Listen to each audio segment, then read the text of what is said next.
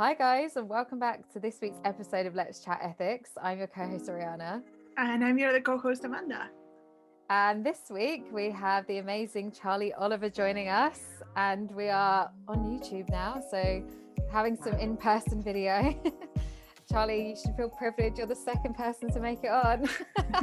Oh my God, I feel like I've just been given the keys to a new car. I know. So Charlie is the CEO and founder of Tech 2025 and Surfresh Media. So Tech 2025 is an incredible platform for professionals, letting them know about new, emerging and kind of disruptive technologies that are going to exist now, already existing and in the future. And I personally came across Tech 2025 in New York myself in 2018. It was 2018. It was 2018. It was 2018. And I was saying this to Charlie before, and I've said it to Anne, that I was inspired by the events, the think tank style, where everyone's like interacting. And I think it's like an amazing room of people that you don't actually often find at many tech events. That's something that I've loved about Tech 2025 and the work you've been doing. So I don't know if you want to give yourself more of an introduction and tell us about the work you've been doing at Tech 2025, a bit more about yourself for the audience. That'd be great. Okay. Well, thank you for having me, and this is great. I actually do feel honored to be here with you ladies. Thank you. So I am the founder of Tech 2025, and I'm also the CEO and founder of Surfresh Media, which is a digital media strategy agency that I launched way back in 2009.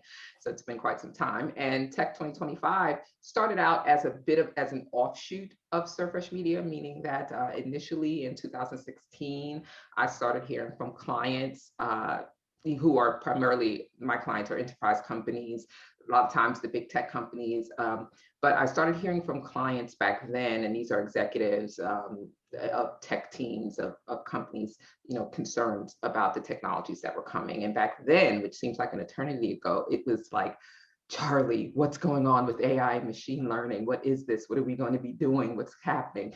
And so when I start hearing that, I know something's going on. And then that same year, simultaneously, I was reading and picking up, plus I'm in tech, right? Because that's what we do through Surfresh Media, is we help companies to sort of magnify their brand through technologies. And so I began to see the beginnings of what I perceived of as problems that were going to be coming down the pipeline as a result of accelerating innovation in emerging technologies, specifically emerging tech, AI, machine learning, 3D printing, everything.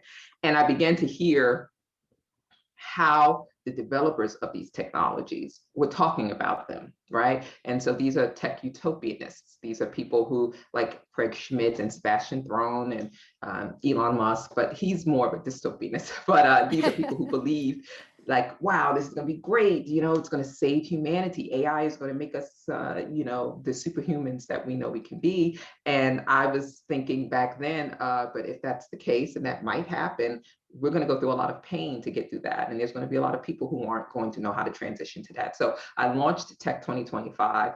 As a matter of fact, it was 2 days after Trump was elected. And I launched it in a room full of executives at a conference that was specifically for C-suite executives. And these executives were very nervous, as everyone was at that moment when Trump was elected, because everyone was thinking, what's going to happen? And I realized at that moment, listening to them in that room, and then the next day, sitting 10 feet in front of Mark Zuckerberg, because he was talking at the event, he was actually giving an interview. And that's the interview where he said that there's no way that my platform, Facebook, could have had anything to do with Russian interference of the 2016 election. I was sitting like 10, 15 feet in front of him with my mobile camera, with my mobile phone.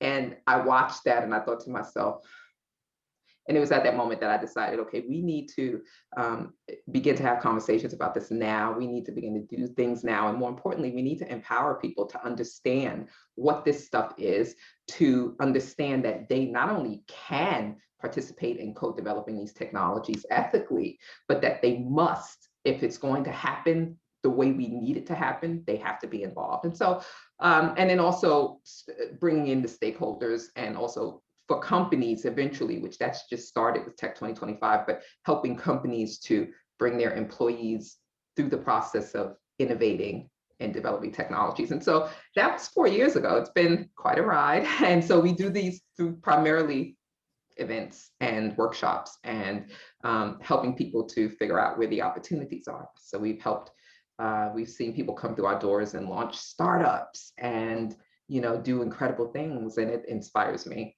to keep doing this. This insanity. But to your point, Ariana, when I met you, yeah, this is what I mean. One of the reasons where I'm saying I'm so inspired, I don't say that lightly, right?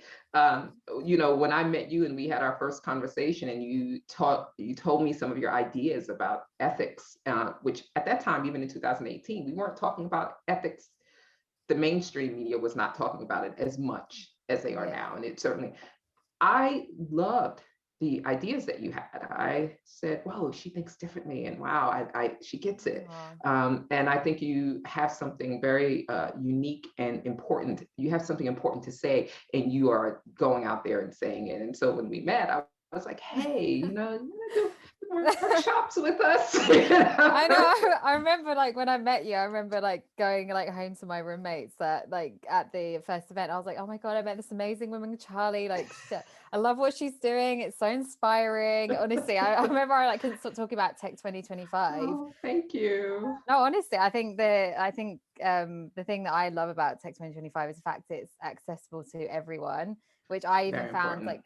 like when I moved to New York, I felt like kind of a small fish in like this big pond, and like there was no event, like tech events, where I really felt welcome, because I felt like everyone was like a C-suite, or they were just like they're advanced in their careers, and like it was just all like men just like tech bros, right? Yeah, and I was like, where? I always felt like I didn't fit in until I went to like your event, and I feel like that's the nice thing. And everyone I also met at your event, I was like, wow, everyone's really cool and like actually got amazing ideas. So I think that's why it's very unique what you're doing. I think it's amazing. And thank you. Yeah, and it was deliberate. I have to be honest. It was, because again, through what I do with Surface Media for years, we've helped clients to, sort of create engaging corporate events. We do events and tech with clients, and that's my backbone. And so I had already had 10 years of experience, and 10 years strong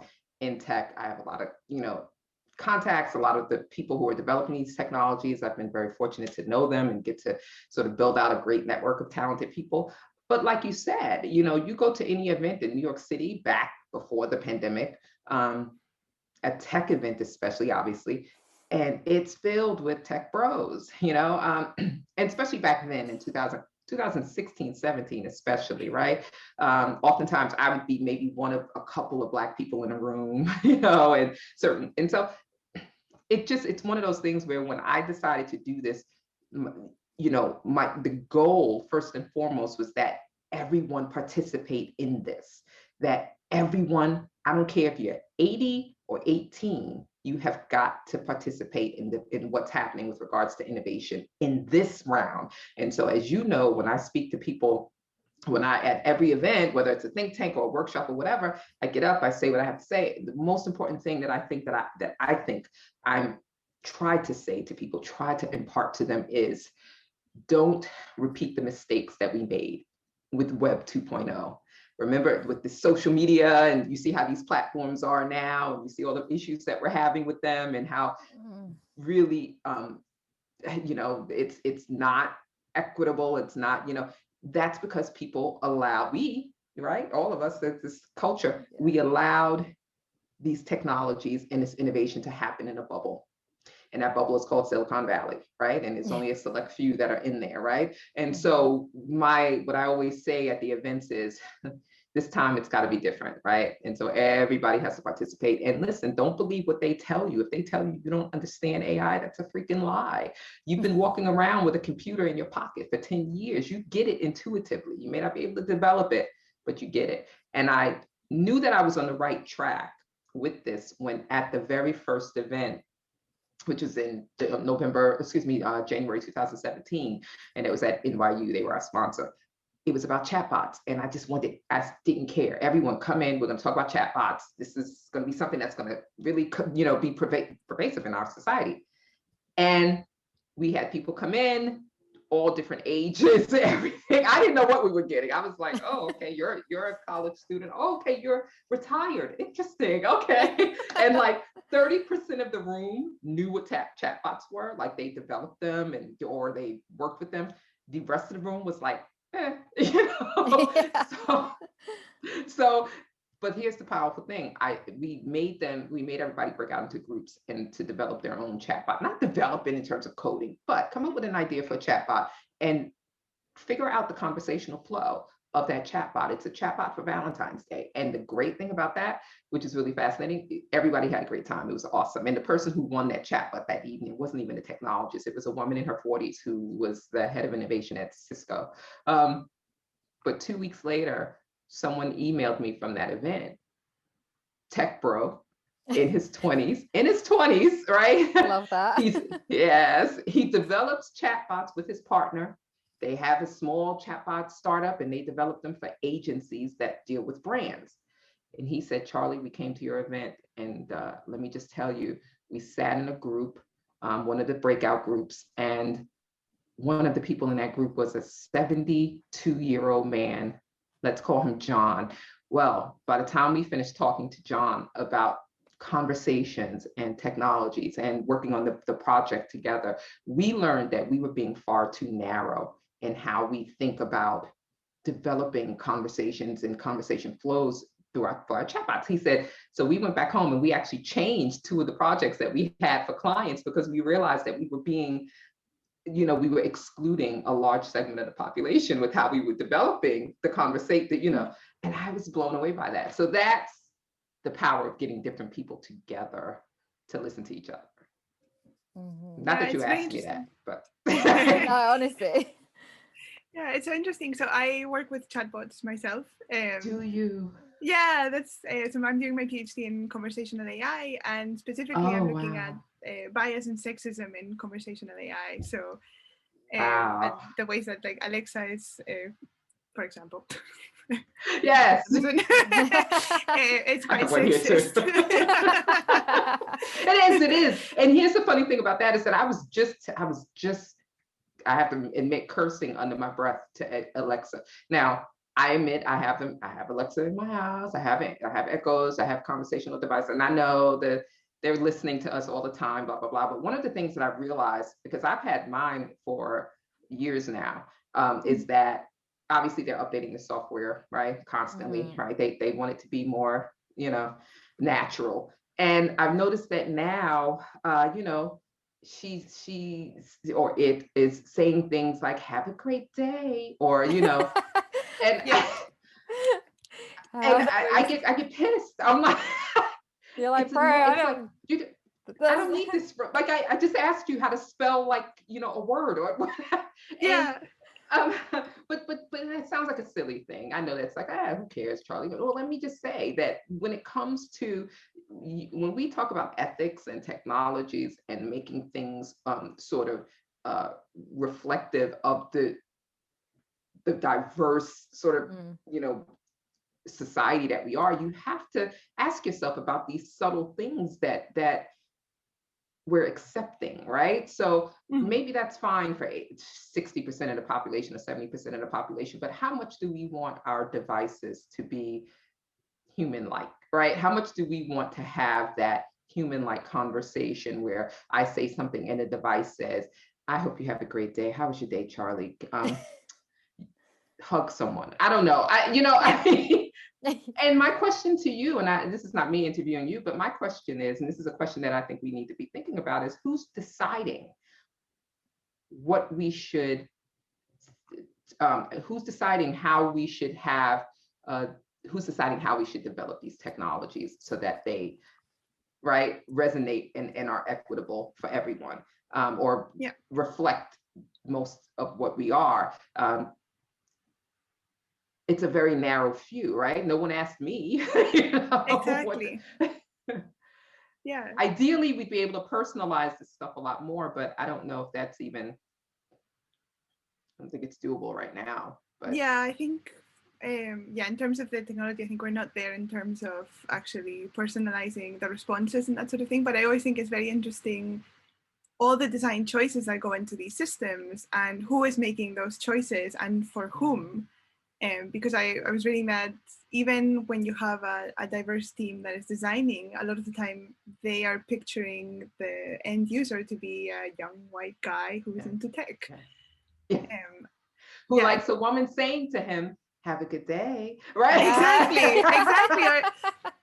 What I'm like, shut up. Yeah, actually the sort of like overall theme of my research is the way that these systems actually get sexually harassed a lot. And I think it was Alexa that you could, whenever you asked it, like, what are you wearing? It would say things like, in the cloud, no one knows what you're wearing, which is very suggestive, I think, at the very least. I was like, you're probably naked. That means you're naked. Yeah. Yeah, like what the hell? And let me ask you a question though. This is the type of things that we explore at Tech 2025. This is the things that I explore even with clients. You know, how deliberate is that? Who's deciding on the conversation? Who's deciding the language? I know that a lot of times, I mean, this is, we have obviously natural language processing. We have, it's learning from us, right? We're feeding these devices, we're feeding this software who we are, right? And then the question becomes, if this technology is reflecting who and what we are, is that really what we want? Because as it turns out, it's like that. Remember that conversational, I don't know if it was conversational bot, but it was a bot that was on Twitter. It was Tay, I think was the name. And Microsoft, like the biggest company, Microsoft realized, like, oh, you mean it's not good to have the device have the software parrot what it hears on Twitter? Like, it's like shocker. Yeah, I mean, human beings can be wonderful, but we're also pretty horrible too. And Twitter is the it's like a war zone on Twitter. Yeah, honestly, it's a gutter. At the beginning of my PhD, I was working on this project with a bunch of other students from my university, and the project was with Amazon. It was part of the Amazon Alexa Prize, and one of the things we did to begin with was we thought, you know what, we'll just take a bunch of conversations from movies, Reddit, Twitter, feed them into a machine learning algorithm, and we have a chatbot. And what was funny was that it was a very coherent chatbot. So what you said and what it answered made sense. It was just so rude. Like there was nothing you could say to it that wasn't, the answer wasn't racist, sexist, or just very sexual. Like it was terrible. So we figured that out really quickly. And I remember with Taybot thinking, what the hell, Microsoft? Like you thought I could put out a chatbot that looks like a young girl and nothing bad is going to happen. Like on Twitter as well, like all forums. I feel like Twitter is like where people actually take breaks because of their mental health. Like people literally like, I'm taking a break from Twitter because it's crazy. All places. And the thing is that it all, because this is, of course, they're doing this just as research and they're kind of whatever, but the reality is that these devices, these devices are being deployed in the real world by companies who take them and think, and there's a real concern right now, especially amongst executives, because automation is accelerating now, right? It's going quicker, it's accelerating more so now post-pandemic than even before the pandemic. Companies are going to be automating and implementing these technologies at a pace and a speed that we simply cannot keep up with, right? And these problems that we have that are still very much prevalent today. I mean, we haven't figured that out yet. I mean, we have some pretty brilliant people who are actually doing some pretty compelling things in that space. But what happens now over the next 4 to 5 years when we implement these errors, these issues, these ethical issues, when we implement them, deploy them, and do it at scale, right? In a world that is already seriously broken, okay? And that's the thing. I think it magnifies and intensifies sort of the the problems that we're going to have post-pandemic, because we're very traumatized, right? Yeah. You can't code that into your software right now, right? What we have become as a result, or what we're becoming as a result of the pandemic, how we have changed our sensitivities, our mental health, our mental vulnerabilities, you can't code that into your bots, into your software, into your technology right now. And that's a problem, because those problems that exist that are really, when you talk about especially vulnerable populations that get sort of, let's say, a man is stopped and arrested because he, facial recognition says that he's someone that he's not. We're in very sensitive territory right now. That situation that 2 years ago might not have been as big of a problem, still a problem, but not as big. Today, if that happens, that's a protest. That's a possible death. That's you know what I mean? So it's, the stakes are higher, is my point. Never have been higher.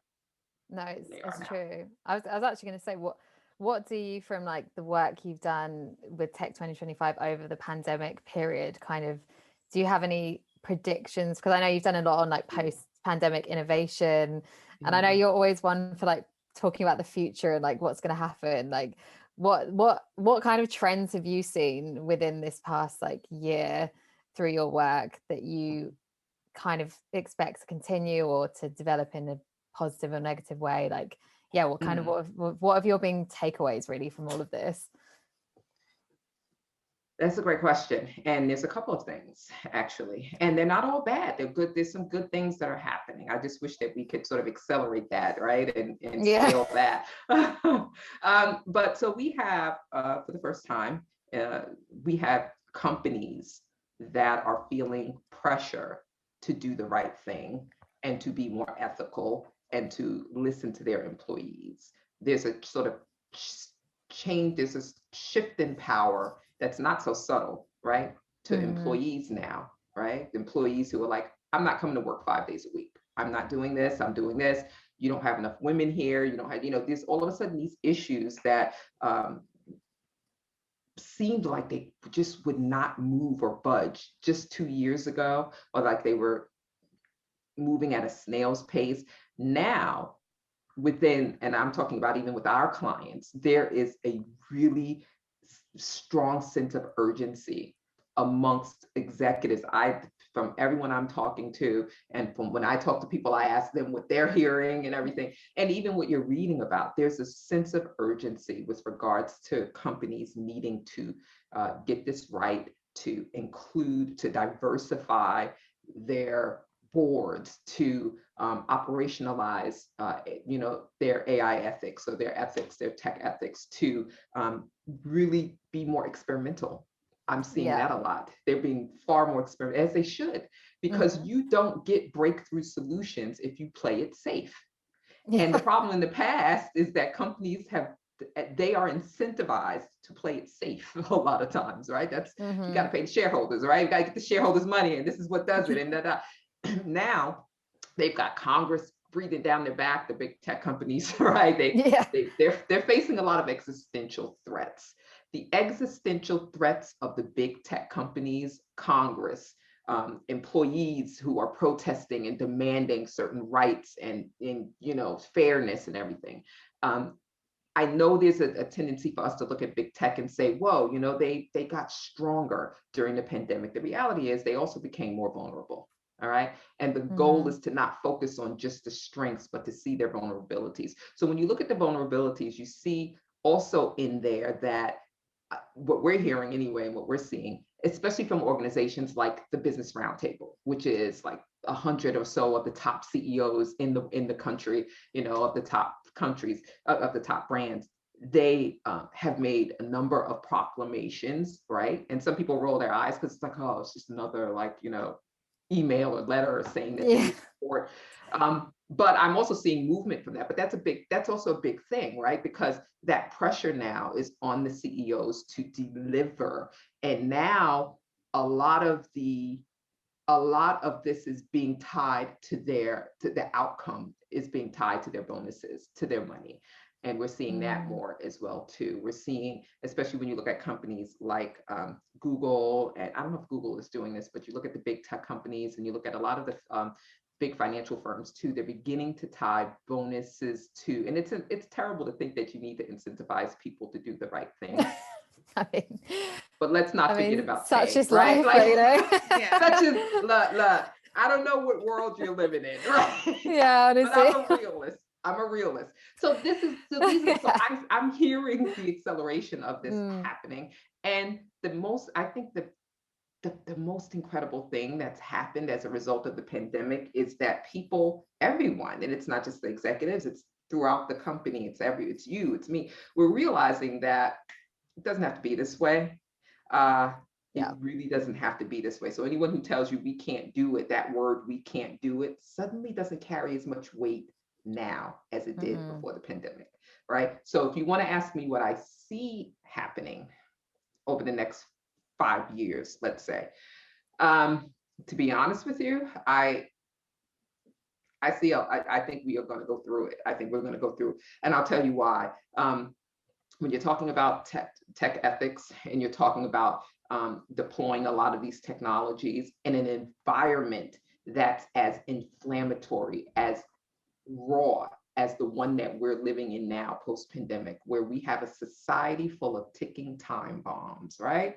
And I'm not being melodramatic here. I mean, we are ticking time. Oh, no. We don't know. I mean, you could go to the store today and ask someone for something and they could be, you just don't know. And in an environment where companies are still trying to figure out how to bring their employees back safely, and they have no idea who their employees are now, right? We are going to struggle over the next 4 to 5 years with regards to tech ethics and figuring out how to develop and deploy these technologies. Having said that, I really do think there's a tremendous amount of opportunity, and we're going to see more people. We have to remember a couple of trends that are happening. There's so many different trends crashing and colliding. We have an entire generation that's retiring, right? We got a lot of the baby boomers over the next 5 to 10 years who are going to be retiring, right? And we've got the Gen Zers coming in, and they are ready to burn down everything. God bless, right? They're making their TikToks and they're telling you how to live. They're so pissed, but they're making TikToks on the beach, right? I love them. You know what it is? Gen Zs are like a mixture of this, because I'm Gen X, right? So, we are the angry, generation, and so, but we're also like, we don't care, so I see the Gen Zs as being, because we have this generation that sort of is an amalgamation of all the generations, it's going to be fascinating to see as they come into the workforce over the next 5 years. And you trust me, they're going to be the ones, class of 2025 or whatever, who are really going to, push this forward. That's exciting, because you have them, and then you have the older generations that's retiring, but those guys aren't going and sitting on the beach somewhere. Baby boomers are retiring, and they actually are coming back to companies with businesses, with solutions, mentoring the younger ones. So anyway, I just think, I'm not saying anything I don't think anyone else has said, but definitely tremendous disruption that's going to test us in ways that we have not been tested before, but it's fertile ground for the most incredible innovation and ideas and new business models, new models that we have not even thought of. So I'm looking forward to that. I don't know. I'm looking forward. That's why, and I've said this at events for years. You know this. I've said for years, get in now, right? I said that 4 years ago. I said, I don't care who you are, you've got to be ready you've got to be ready when the opportunity hits. So upskill, get your act together, get in and meet people. And here's another thing. There's a huge transfer of wealth that's happening over the next 5 years. And you know this, I've been saying this, Ariana, that all that money locked at the top. I start every event like this and everyone's like, well, damn, but it's true. Right? Because we've been told, women, people of color, a lot, have been told, if you don't have the money, you can't get in. And it's true. But I've been starting my events since 2017 with there's money locked at the top, and that money has to come down. It's either going to come down by prick, you've got to burst that bubble, or they're going to voluntarily let it flow down to us. Either way, it's coming. Turns out the pandemic was the prick that burst that money, right? So over the next several years, that transfer of wealth is also going to give people the permission and the tools and the reason to move forward boldly. Like, it's there, right? Yeah. I don't know. I'd love to know what you guys think, though. Like, do you feel optimistic about the future, about the next 5 years? You go first, Amanda. I don't know why. I want to, but I don't know. I'm optimistic for the Gen Z, because I think, even though they became memes and things like that, even as teenagers, they're already like the environment and ethics and stuff. So I'm hopeful for them, but I don't know. I think I've met too many people that just don't care, maybe. Yeah, it's true. Why don't they care, do you think? Why have they given up, or do you think they don't see themselves in the future, or? Yeah, I guess they don't see how, I work in computer science, so the majority of people I work with are, these like tech bros. And I guess they are not directly affected, they think, by many of the problems that we have with tech today. And I don't know, they seem to be very just into their stuff, and the ethical side of things is just like, whatever, just you people that go and do that, and we'll be here with our AI and our models. And I don't know, I think for that I'm just a little more what's the word I'm looking for? Pessimistic? Skeptical. Skeptical. So not totally pessimistic. I think things are going to get better. 20 years from now, sure. Exactly. I'm in like two minds. I feel like I feel a lot more optimistic about ethical tech and AI. I'm not thinking we're like going to be like super ethical tomorrow. But then I think it's more on the like sustainability side and like global warming. I'm like, will we be here in 20 years? I don't know. We're all gonna die. No humans, no problem. Honestly, it's a wrap. Honestly, I'm just like, will we be underwater? I don't know. Like, I don't know. I'm like, will your AI model be able to help us like get out of the water that we're drowning in? Alexa, save me. Okay.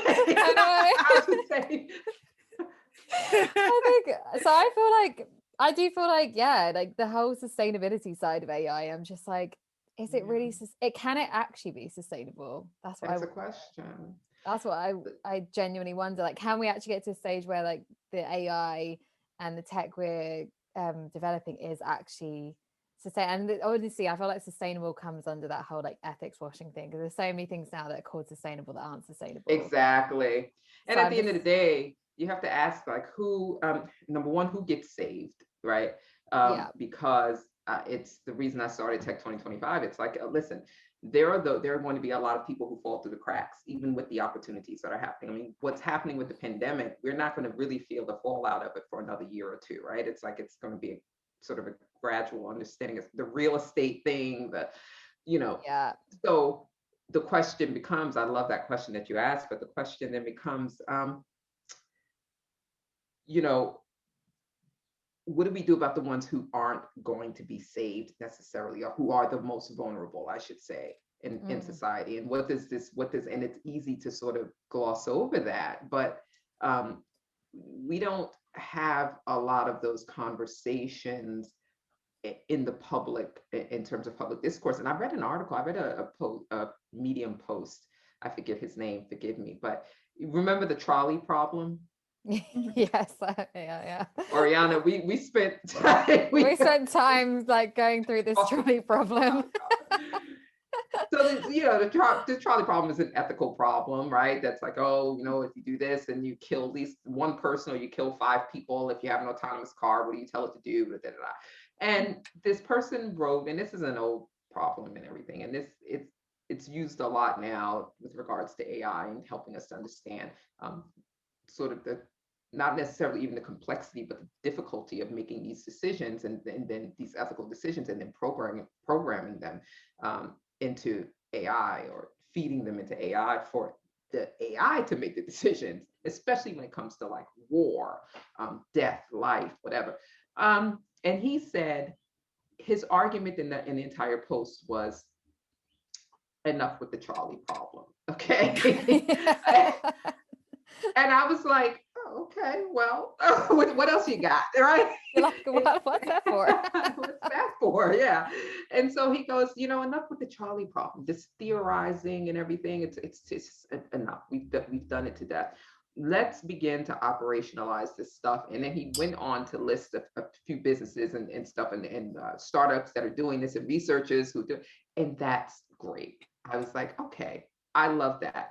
But the examples that he used for where it's working had more to do with products and services and consumers than it did for the Black man who's being wrongly identified by police because of facial recognition. And for some reason, we don't want to focus on that as much, right? Or really look at that as being the problem that could really, sort of, I don't want to say break down society, that could cause, that could reverberate. I mean, that's a man, that's a family, that's a, and so it's, with regards to things like the trolley problem, exercises like that, I think we as a society are not nearly as ethical as we'd like to think we are, first of all. And I mean that on an individual level as well as on a societal level. I mean, everybody thinks that they're doing great, but let me tell you something. If I presented a certain situation to you, you might run over that family to save your own. If I'm saying you would do that, but I'm just saying, we like to think of our ethics in the best light possible. And that's not, I don't think that's the way to think about it. Furthermore, I think we need to have more of these types of exercises where we get people to understand the complexities and the difficulties through these mental exercises like the trolley problem. Why don't we have games like that for ordinary people to learn about that, or for employees to learn about that, and to understand how the decisions that these systems make will reverberate out into society in ways that we can't even begin to understand yet, but that we need to begin to think about if we're going to anticipate them and, figure out the solution before the problem finds us, right? So I don't know. I mean, I don't know if that makes sense, but it's just kind of. Does. That's it. Yeah. So we still down for the trolley problem? Are we still pro trolley problem? We can still manage the trolley problem. I feel like I'm down for other ones too, but that's a good question. Like, we're not teaching this to students, and I'm talking about the young kids. What about the young ones coming up? We did an event on how conversational devices like AI, like Alexa and Google Home are changing how children think about ethics and creativity. We did this in 2017. And this was with a researcher from MIT who's doing research on this, Randy Williams, who's one of our, she's one of our advisors. Yay, Randy. And so make a note. Make a note. Yeah, she's awesome. She's amazing. And she came in, and I will tell you something about that. Here's a great example of where the AI ethics, where sort of we need to look at, you need to bring all the stakeholders together to have this conversation. That event was about kids and these devices, right? And the research that they did. Well, I didn't know if anyone would come, but my thinking was, we need to talk to parents and teachers and everyone involved with helping children to develop, and put it out there. It's sold out like in a few hours. The event filled up. And that night we had 10 executives from Mattel Toys come in to the event. And we had a few from Hasbro. And it turns out that week before Mattel Toys went through, they had to pull their children's version of Alexa. I don't know if you remember, they were going to launch this a few years ago. And there was media backlash. I mean, parents and teachers and everyone was like, this is disgusting. You want to put these devices in our kids' rooms and they're collecting data, and they had to pull the. So they really wanted to understand. I'm guessing they came because they wanted to understand what the research was saying about how young kids, it's not just about collecting data from young kids. What I'm saying is it's also about understanding how these technologies are changing how children think about ethics and morals to begin with. And those are the questions we need to ask. Because I got news for you. If you have a 10-year-old right now, right, however their mind is being formed in collaboration with these devices, in collaboration with AI, right? It's this, that kid in 10 years is going into corporate America, right? Or is the one who's going to be developing the next level of technologies. So I'm a little worried that we're not looking at that and asking ourselves, what about the kids, right? Like, I feel like this is a horror movie. No, this is something that I always like to talk about and think about when I'm talking about my research, and the way that children that ordinarily wouldn't have access to the internet because they can't read, all of a sudden, Alexa is pretty good at understanding children, even their little mumbling thing that they do as language. And so you've got questions about, obviously there's the more implicit way, but even I don't know what Alexa would say if you ask if it's wrong to kill someone, or all these philosophical questions, right? Maybe you could have a child ask that, or other values that might be shown through Alexa in a more implicit way, right? I don't know that. Right. And Alexa also, even more than that, the fascinating thing is the question that I really wanted us to explore, and Randy did a brilliant job. I mean, we had people were coming up to me after the event going, oh my God, this was unbelievable. This was amazing. The question that I had was, how are these devices, how is this technology changing how children define their reality versus how we define our reality? Right? Because there's a gulf there. Now, every generation will have that gulf, right? Of the prior generation looks at their reality this way and defines, is creative in this way. And then the next generation a little more. But here's the thing, my point is that with the generation that's coming up now, this even more so than Gen Z, the ones, I don't know, what generation is that? I don't even know what it's called. Are we starting again? A1? A1. I don't know. Pick a letter. Yeah. I don't know. GF, Gen F, I don't know. Move on to the next alphabet. We'll keep it going. The thing about it, though, is that this generation is actually even more special. They're very special because they are literally being raised with and by cognitive technologies in ways that the other generations were not, right? And what that research, that early research, which has since been, revised and done again, they've done a lot since then. What it showed us back then was that children don't question or have as much of a concern about what these devices say to them as older children do. The younger children don't. The older children will, but the younger children form these bonds with these devices, which is also concerning. That is in and of itself, when you talk about the morals and ethics of children and how they define what's right and wrong and everything, it's like they're learning a lot of that, right, from the devices, right? Tell me a bedtime story, Alexa. Tell me a joke. Tell me this. This is how we learn about what's right and wrong in our life. We learn from the stories, from the jokes, from this. And I'm not saying that's the only input that defines how a child is going to view their world. But anyway, I just think it's a really important thing that we're not discussing enough. No, I agree. And it makes you wonder as well, what if, if a child is brought up by a single parent, say their dad, are they going to build a motherly child bond with Alexa? Because it's are they viewing this as the woman in their life? What kind of repercussions that will this have? I wonder what actually. I know a lot of people, because there's the side where I hear a lot of people say, oh, it's amazing that children are growing up with technology because it means they have access to loads of different things. But then I also wonder what psychological impact it's going to have for, which obviously we won't see till they're in their like teens, 20s, but like you said, that generation that have been completely brought up with it, because you know, my generation weren't completely brought up with that. We were only like I think I was like 15 or 14 when Facebook came out or something, so I was already a teenager, so I was like I was already into my adulthood. I was already doing things I had no business doing in the world that I but it just makes you wonder, like I feel like we don't know this yet, like it's just a whole new, and like people can do a lot of studies about what could happen, but we're not really going to know until we start to see the actual like psychological impacts it's going to have, just like what you were saying with the pandemic.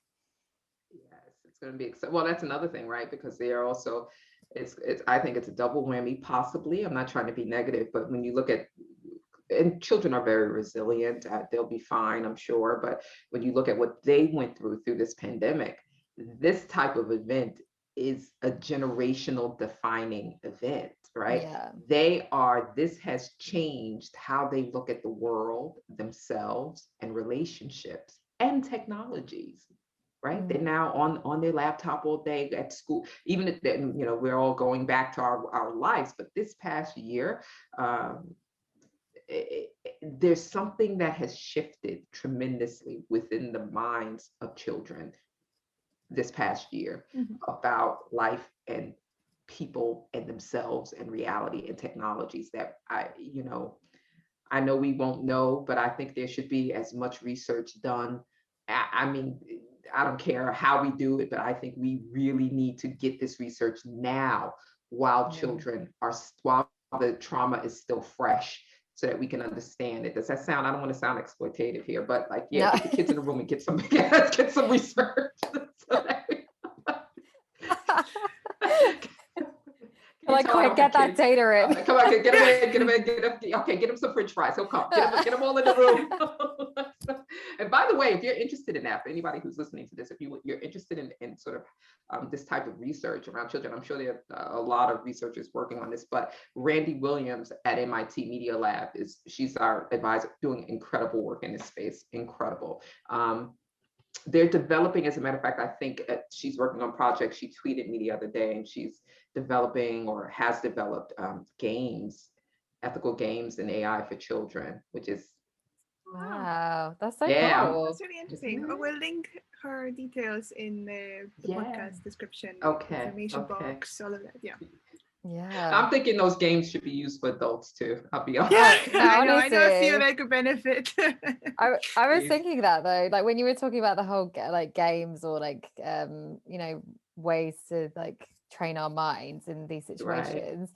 I feel like they're, like you said, I feel like a lot of it is like what Amanda was saying before, there's the guys who don't care about this stuff. I think it's because people don't recognize their privilege. So I think a lot of the thing is people actually need to recognize, and there's a company in the UK called Fearless Futures, and they actually do that. So they work on like diversity, equity, and inclusion. They go in and do workshops literally to get people to recognize their like privilege, and like do these like different like games and like scenarios, and like to you know, get you to like see how like, you know, you might not have thought about something that someone else would have thought about, and how your privilege plays a part into how we work. And I think that should be the case like in every like company actually, because this is then goes into the technology as well.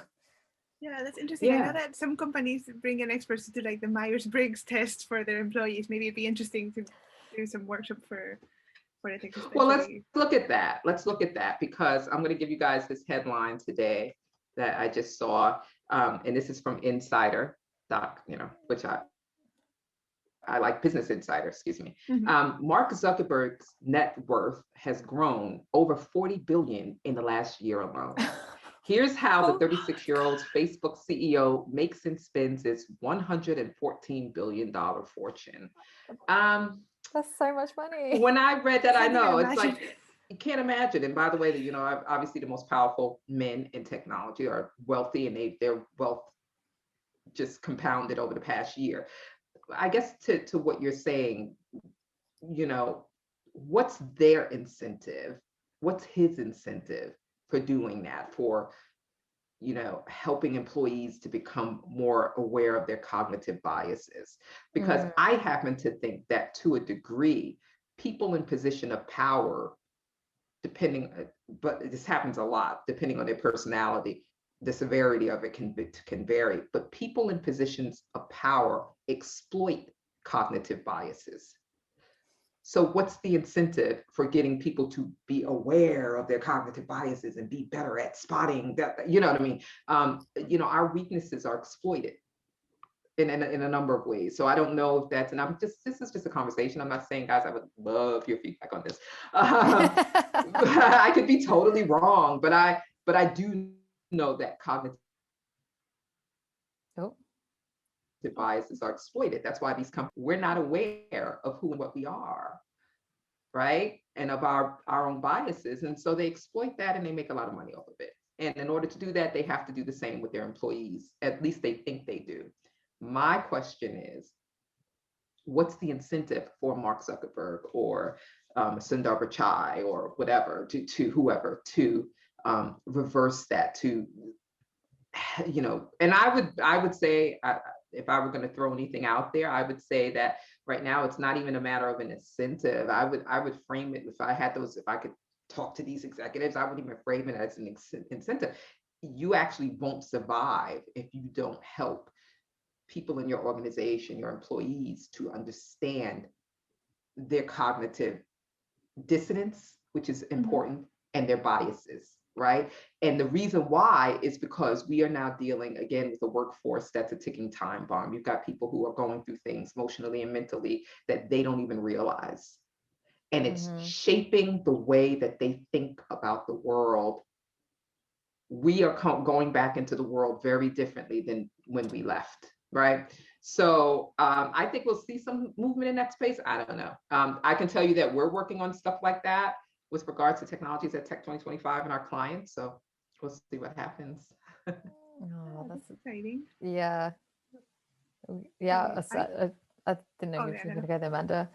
I was just going to say, I feel like that's exciting to talk about the next wave of like what's going to be happening next at Tech 2025. I think you were going to say we were like getting short on our time, weren't you? We are, yeah. Yeah, so I was going to say, like, I just realized we're like almost at the hour mark now. So yeah, I was just going to say, maybe like to close out, you could talk about, what are the next things you're working on at Tech 2025? What's any exciting things coming up? Where's the next year going to take you? Oh my goodness. Wow. This is after coming off of the year of a pandemic. There's a lot that we're doing. As a matter of fact, actually, with our clients and helping companies to help their workforce and their employees to prepare for what's coming.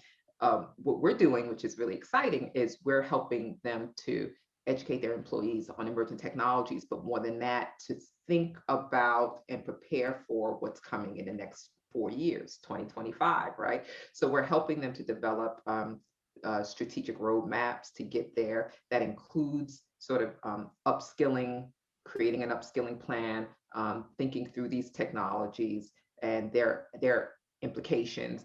We are actually implementing or actually working with companies regarding ethics. We have programs that are employee engagement programs, remote. So whether they're in the office or remote or whatever together, they can begin. We help these teams to sort of look at their own cognitive biases and to understand where the problems are, where they're coming down the road, and sort of how they can begin to structure the way that they're learning and the way that they're moving through their daily work in a way that solves these problems, right? So that's the first thing. The other thing that I think is really exciting is that just with the broader community, we have the workshops that were attended, which is always exciting, right? So our mobile workshops and our content based on, again, helping people to structure a plan that will get them from now to 2025 in a way that 2025. Everybody says what's going to happen after 2025. Well, I don't know. What do you do? Like, I'm going to turn it to 2050. Okay.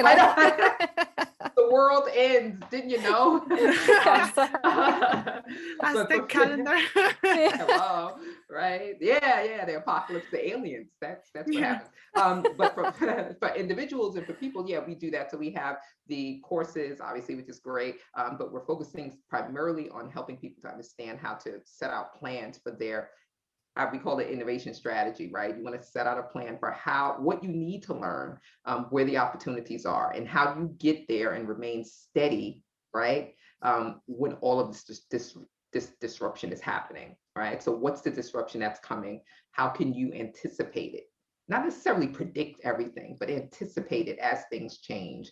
And then make sure that you stay upskilled and ahead of the game. And also connecting people to one another, which is really important. So we are excited about that, growing the community. So that's, yeah. Oh. Well, it turns out that a lot of people who come, it's so funny because I have a lot of people coming to us now, actually over the past year, and they're like, oh my God, you were so right about this. And you guys were talking about this stuff that's happening now 4 years ago and 3 years ago. And how did you know? And it's like, well, it's not, I'm not like a sage, right? I'm not. Crystal ball. If I was, I'd be getting paid a lot more. Okay? I'm not a sage, I'm not a psychic. But there is the strategy that I have used with my team to develop over 100 events now that we've done, where we have sort of anticipated what's coming. There's a process. It's a process, like everything else. It's a process. And so we are now helping companies with that process, to implement that process and operationalize it for their employees and also for people. So, exciting. Oh, that's so exciting. That's so exciting. Yeah, excited to watch this space with Tech 2025. Yeah. We have an event next month too, by the way. I'll send you the link. We have an event next month because we're doubling down on the research that we need to be focusing on in order to understand what's happening, right? So the event next month is going to be based on a Pew Research report on, they asked I think it was 30 futurists and different, I would call it innovative thinkers in business about how they think life will change in the year 2025 with regards to technologies. Like, what do we see coming now that we have gone through a year of the pandemic? And so it's a really, really fascinating report. And we're doing an event just based on that. And the director of Pew will be with us talking about it and presenting it. So that's really important, right? Stuff like that. Most people don't know that's out there, right? And if you look at that and we sort of begin to have these conversations and exercises around what we know is coming, what we suspect might be coming, right? And what we think will never come or happen, but could, like the pandemic, right? Yeah. Just saying, everyone's like, we'll never see aliens land on this planet. Wait. Okay. Could happen. We'll never have a pandemic in our lifetime. Okay.